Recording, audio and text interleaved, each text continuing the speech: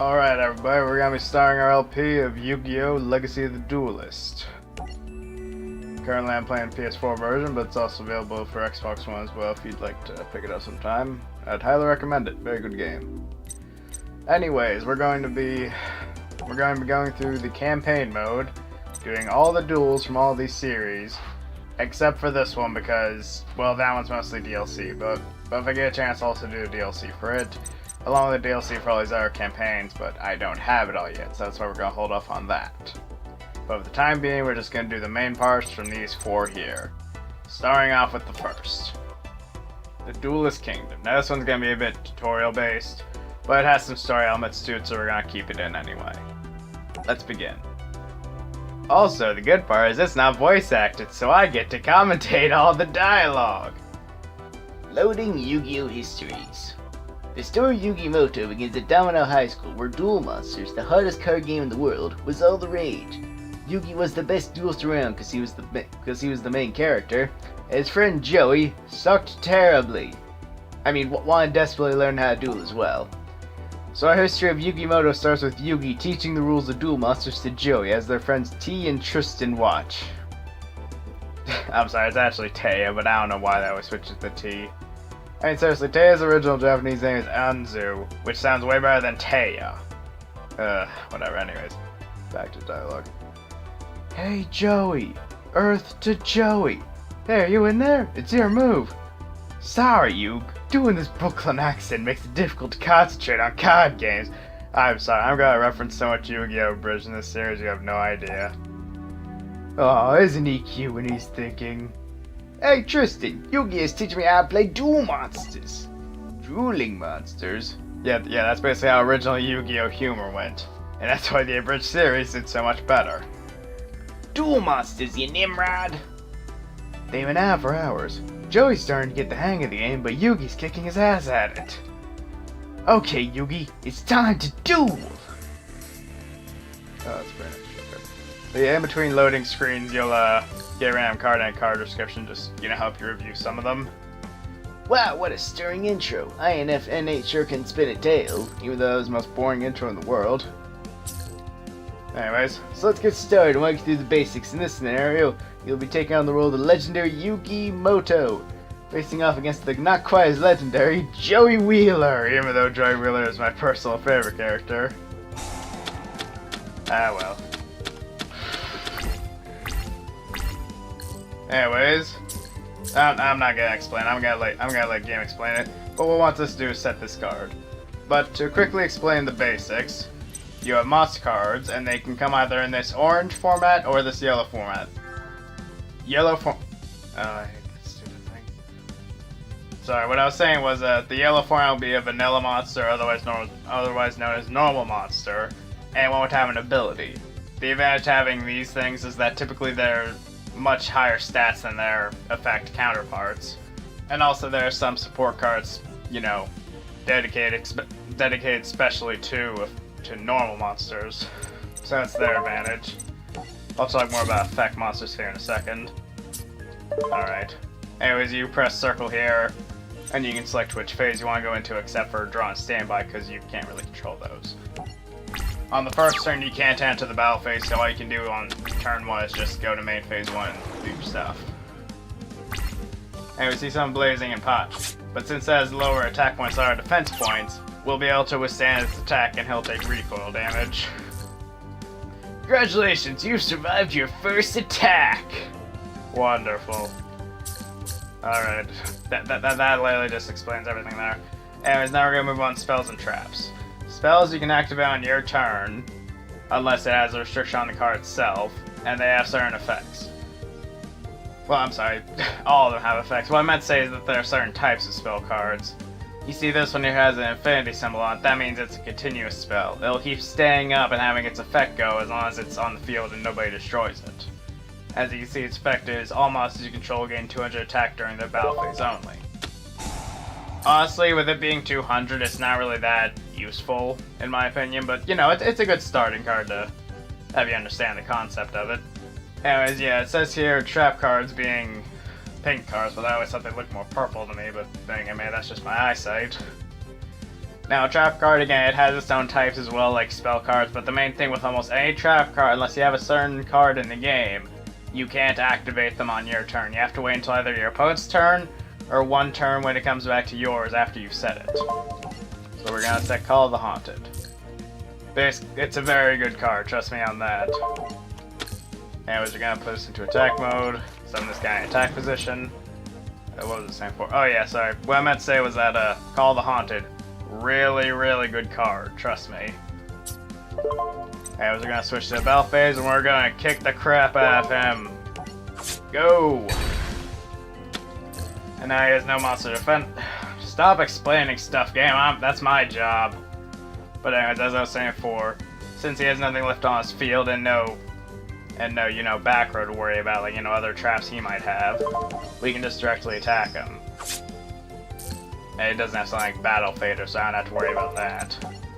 And he's gonna go into the end phase. Now let's see what he does. And he's wussing out. Woo! Alright. Joey doesn't stand a chance. Let's clean his clock. Oh, I didn't bring the cleaning supplies though. Oh, I'm sorry. Alright. Anyways, this is going to introduce us to the concept of level 5 or 6 monsters. Now, before we move on, I'm just going to say right now, level 5 or 6, you need one monster attribute to summon them normally, unless it says something like, you know, you can't normal summon it. But typically, you need to give up one monster all the time. We're gonna get a Nintendo, even though I would just get rid of, I would just get rid of a Crawling Dragon, but I guess the Chaos wants me to get rid of the better one. But anyways, yes, as you can see here at the left there, that this card has an ability on it. You can send one face a continuous spell card, like this one, to your graveyard and you target one monster your opponent controls, destroy it. Basically, we're just gonna get rid of his wall here. Get rid of that, destroy him. Wonder what that was anyway. Okay, so now it's gonna tell us to use Call of the Haunted here. As you can see, your trap we had to wait one turn to activate it, as I mentioned before. And we're also gonna use Rush Recklessly on Grab Crush Dragon. Now I'm sorry, I forgot to mention this as well when we drew it. But Rush Recklessly, it's an F spell cover. One of your monsters gains. Stop telling me what to do again. I'm trying to explain stuff. I'm sorry, but anyways, Rush Recklessly, as you know, it allows your opponent, not your opponent, no, whatever monster you target to gain 700 attack until the end of the turn. Now you may notice that it has a sort of lightning symbol on it. That indicates it's a quick play spell card, and that means you can either activate from your hand whenever something happens, like say you don't have to activate this during main phase 1. If you want to, you go into the battle phase, attack your opponent, and then, say if you flip it up and it has higher defense points, you can activate from your hand and allow your monster to gain 700 attack, therefore you'll beat it even though you didn't initially have as much. So that's the advantage of it. And plus, you can also set these face down, like a trap card if you will, to allow it to activate on your opponent's turn. Say if they run into it with something stronger, you'll buff up your monster and then beat it. So there's a lot of strategy you can use with these things, although if you do set it, you can't activate it on the turn that you set it. I think that only applies with quick play spells though. I may be wrong. But anyways, after I ran out of breath out of all that.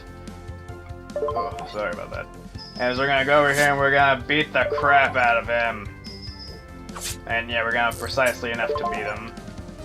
Go grab a Crush Dragon. And we win. Believe me, there is far more to this game than just that, but I'll be sure to explain it over time. What? A card that powerful totally wiped me out! Wow, you stink at this game, Joey. Like my armpits. You did fine, Joey. I just have better cards. My grandpa owns a game shop and I get all my best cards from him. Your own game shop? What are we waiting for? Let's go! Okay, maybe I can even get my grandpa to show his super rare, awesome chocolate covered vanilla sprinkled super card he's got. Little did they know that someone was listening in on their conversation. Someone who was looking for a very rare card to add to his collection. I'd like to add, that is the outfit that Kaiba uses in the second season, but they just give it to him in the first season because screw it. Also, yes, this douche right here is in high school. You know what? Never mind. I'll explain more later. Anyways, we got some random cards here for winning. Each time you finish a duel in story mode, you'll get 3 random cards from the opponent's deck, and also some duel points. I'll explain what duel points are later on, but just know that if you ever need to grind for a specific card, find a duelist that has it, and then fight them a bunch. I suppose you could say it's similar to other Yu-Gi-Oh games, but we won't get into that for the time being. Anyways, now for the first battle, you can actually lose. Unless you win like another story mode or just skip the tutorial. Actually, wait, I don't think you can skip the tutorial. Never mind. Alright, Heart of the Cards. That afternoon, Yuki and his friends went to Grandpa's game shop. Yuki wanted to show his friends his grandpa's prized possession. Gramps, could you show my friends your awesome, super rare, poopy colored, rare card? Rare card? You mean Blackluster Soldier? No, Grandpa, we mean the Blue Eyes White Dragon. Oh, Blackluster Soldier. And I'm gonna hope a lot of people get that joke. Haha, how could I refuse? You kids are in for a treat. I don't take this card out too often. Ready? Here it is. The Blue Eyes White Dragon. So rare, so overpowered, I never let it leave my hands. And then the anime Joey just grabs it and like looks at it. I don't know why the original anime always had like humorous elements to that I kind of like, but at the same time though, the abridged series does it so much better. This card's priceless. There are only 4 of them in all the world, which makes it odd to consider that they made a card that needs 3 of them if they're so rare. We'll get into that card later. Suddenly, a classmate from school ran to the shop. His name was Seto Kaiba, the young CEO of Kaiba Corp. He had found the card he was looking for. Name your price for that Blue Eyes. I can pay anything you ask. I'm sure you could, but this card is worth more to me than you could ever offer. I'll pay $13. Sold! See now, fool. Kaiba stormed out of Grandpa's store. The team was disturbed by Kaiba's obsession with the Blue Eyes White Dragon that he totally does not have throughout the rest of the series at all. Whatever. The next day, when Yugi came back to the store with his friends, he found Grandpa was gone. When the phone rang, it was Kaiba on the other end, mocking Yugi that he kidnapped his grandfather and took him to Kaiba Corp. Yes, he kidnapped his grandfather over a Blue Eyes White Dragon. What a gentleman! Yugi and his friends rushed to Kaiba Corp and found Grandpa lying on the floor, defeated. Grandpa, are you okay? Yugi, I failed. I wanted to summon Blackluster Soldier, but I couldn't draw the ritual card. Okay, no. I wanted to teach that like Kaiba less about the heart of the cards, but I lost. Grandpa! How's the old man feeling? Kaiba, you sleaze! What have you done to him? We had a duel, that's all. With each of us putting up our most valuable card as the prize. But I guess playing against a champion like myself is just too much stimulation for the old fool. And that has to be the worst wording for something I've ever heard. Kaiba, you should be... No, I'm sorry. Kaiba, you should be ashamed of yourself! I can't do female voices that well. I'll practice it for the future. Look at this, look at the sweet prize I won, even though I have 3 others! Kaiba held up Grandpa's Blue Eyes White Dragon and ripped it in half. Yep, he dueled him, won, got it, and he ripped it in half. And just wait till you hear the reasoning for it. Grandpa's most treasured card! Blue Eyes White Dragon is a rare and powerful card, and this one will never be used against me. Yes, just so that it can never be used against him. Great logic. Just fantastic logic. I'm sorry, that is always one aspect of Yu-Gi-Oh! History I never understood. My Blue Eyes White Dragon! My treasure! Ooh. Grandpa, hold on! How could you do such a thing? Yugi, take this. Huh? Grandpa? I built this deck. I put my soul in these cards. And I taught you everything I know, Yugi. Take my cards and teach Kaiba respect for the heart of the cards. Also, I threw in a Karibo, so have fun with that. Grandpa! Why'd you put in Karibo? Sorry. Okay, Grandpa, I'll do it. Are you ready to play, Runt? Playtime is over, Kaiba! And then Yugi's testicles drop in like the span of 5 seconds for some reason. Huh? Kaiba was taken aback by Yugi's sudden transformation. It seemed like he had become a different person, which he totally is not. As if he was more confident and powerful than before. Because yes, becoming a completely different person in a duel affects how well that deck's gonna perform. Go figure. Kaiba, prepare yourself, because it's time to duel! Alright, now before we reach Story Battle, we have a choice of either using a user deck or a story deck. Story deck will allow you to use the deck that was used in the anime, or at the very least a sort of replication of it, because half time they use cards that didn't actually transfer to the OCG. If you're unaware of what that is, that means original card game. And user deck just allows you to use one that you create from deck edit. In some fights, I might have to resort to using one of my own, but for the time being, well, not for the time being, but for the most part, I'll try and use story decks when I can. It's just there are a few fights in particular in Zexal that are just ridiculously hard, and I think there's even one in this section of the game. But this one's fairly easy with story mode. Okay. Let's see here. Rush transfer your card. Alright. Yes, I forgot to mention, every time you go into a duel, you have to turn order by rock, paper, scissors. Anyways, I'm gonna go second just because it's... I'll explain why here in a second once we get in, but first I'll just let him take his turn. Okay then.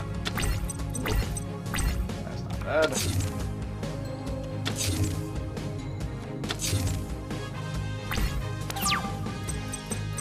Alright, he's got a pretty good setup over there, but I've got a better one.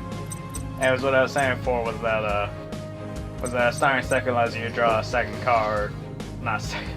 I get to draw 2 cards and he draws 5. No, I'm sorry. I meant to say that I get to draw 6 cards in my starting. Well, technically you draw 5 in your starting hand, but you get to draw an extra one because the first turn player doesn't get to draw. I am just doing terribly explaining this. I'm sorry. But anyways, so you might notice that we have a bunch of vanilla monsters in this hand so far. If you're unfamiliar with the anime or you've never seen the original, the first duel Yugi wins by using Exodia. Because, quite frankly, his cards are nothing compared to Kaiba's except made for Summon Skull. But yeah, so that's how we're mainly going to be winning this fight, is getting Exodia. If you're unaware of what Exodia is, dear gosh, look it up. Okay, now I'll explain it. It's basically that you draw 5 cards of Exodia, you can only have 1 of each piece in your deck, and when you draw all 5, you win the duel instantly. That might sound easy, but keep in mind, once your deck gets shuffled, those things get scattered everywhere. So it's very hard to draw them all unless you make a deck dedicated to draw power. Anyways, you might notice we just drew the first one here, Exodia the Forbidden One. This is the head of it all, and it's honestly the hardest one to get because it doesn't go into the effect of my continuous spell, Power of the Underdog. During your draw phase, when you draw a normal monster, you can reveal it, draw 1 more card. It's another one of those monsters where it's like it's dedicated to normal monsters like I said before, and that helps them get moving. Oh, sorry, hold on. But yeah, this is how you're mainly gonna win. Just set this down and you'll keep drawing crappy vanillas until you get the Exodia pieces. Each time you... And here's the best part. When you draw 1 more card, you're still in your draw phase. So if you draw another normal monster after you get that effect going, you can keep it up until you draw something that is a normal monster. So it's pretty good. Anyways, can't really do much else here. I can set this up, but I think for the time being I'm just gonna go Summon Skull on his ass. Let's go! I'm gonna be honest, this is one of my personal favorite vanilla monsters. Just cause it's a giant beat stick. Alright, let's go! And of course he has a Shadow Spell. Of course. Well, that was redundant. Okay. The first one there was negate attack, just negates 1 attack and then ends the battle phase so you can't attack anymore. And the other one is Shadow Spell, which you target 1 monster, loses 700 attack, and it can't change its battle position or attack. Honestly, it is pretty devastating, but there's like another version of this card that comes out later in the series that's way better. It doesn't have attack reduction, but it negates their effect. And believe me, later on in the game, when effects become far more relevant, believe me, that card is way more devastating than Shadow Spell is. Anyways, I'm just gonna play Shadow Spell here. Well, I already did that before I said it, but the point is I'm just gonna play this so he can't attack me. The way Swords Revealing Lights works is that your opponent can't attack you for 3 turns while this thing's up. And keep in mind, the counter only goes down after one of their turns ends. Let's see here. And I am just not drawing anything good. Wonderful. Alright, I'm gonna set down Giant Soldier of Stone again for some more defense. I would use this, but honestly, I don't really think it's necessary. If he summons a Blue Eyes, I'll probably use it. Alright, end turn. Come on, I want to get that combo going. Oh yes, I nearly forgot to mention. There is one really funny part about this entire match here is that... Oh good. Here you see that since we drew another Exodia piece and it's a normal monster, we can activate Heart of the Underdog's effect. So this will allow us to just keep going through our deck as long as we keep trying normal monsters. Well, I was hoping for a big combo, but never mind. Ugh, darn it. Anyways, since Summon Skull's kind of... Summon Skull is kind of useless now, I'm just gonna bring out Guide of Fierce Knight. Honestly, this card is really terrible, but I might as well use it right now just to get rid of Summon Skull. Plus, I'm probably not gonna be using it too much throughout the series, unless it's for a certain fusion card later on. There's another Rock from Door, and let's just keep going and see what happens. Alright. You may notice that I'm actually doing pretty well in terms of combat here, but believe me, I'm just waiting for him to summon the Blue Eyes. Because I know it's gonna happen. Alright. Okay, so we drew Sang in here. It's not a normal monster, but it does help you in this fight, because it just allows you to search out any monster with